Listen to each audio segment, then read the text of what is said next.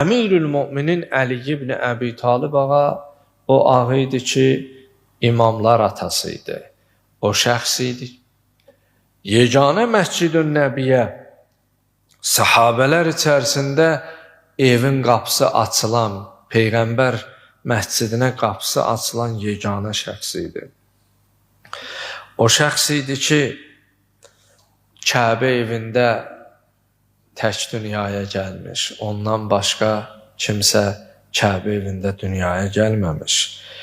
O şəxs idi ki, onun övladları Behiş cavanlarının ağası. O şəxs idi ki, onun xanımı dünya və axirət xanımlarının xanımı. O şəxs idi ki, Peyğəmbərə ilk iman gətirdi. O şəxs idi ki, Peyğəmbərin ölüm yatağına heç bir sahabə girmədikdə Əli ibn Əbi Talib ağa canını qurban verdi.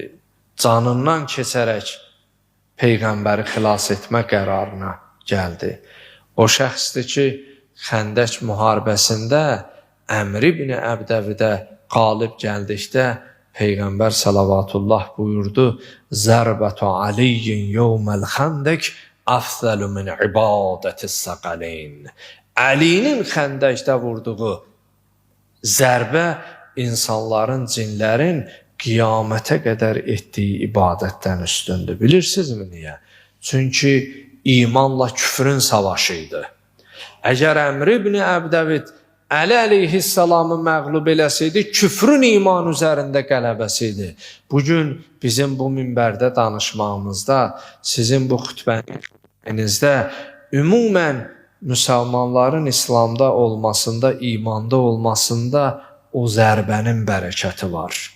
Zərbətu Aliyyin yevməl xəndək əfzəlu min ibadətis səqələyn. Buyurdu, Əlinin xəndəkdə vurduğu, indirdiyi zərbə insanların, cinlərin etdiyi ibadətdən alidir, üstündür.